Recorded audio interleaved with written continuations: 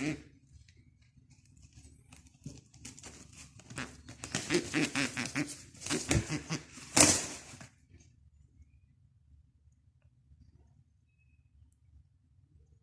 شاء الله، لا حول ولا قوة إلا بالله العلي العظيم.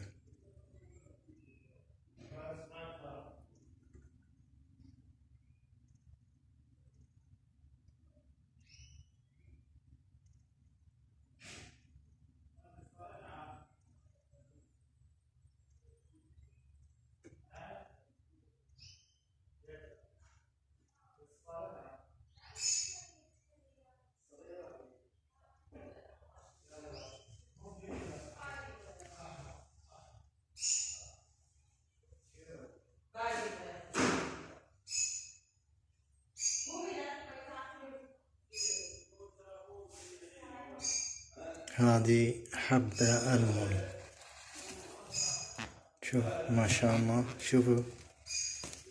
شوفوا الريشة طويلة والوردتين ما شاء الله. هذه ألمون، يعني من فصيلة الكشكي، يعني تتركب على أسود أصفر، تعطي ألوان جميلة إن شاء الله. تعطي ألوان ألمون فاتح مثلها، أو تعطي له بلو تشيك بودرة، والفواتح يعني مثل الليمون قصدي، مثل الليمون وهكذا. لاحظ حبة ما شاء الله تحفة.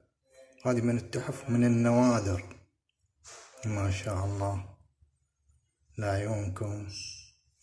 نستنى عليها هذه شوي، يعني فترة.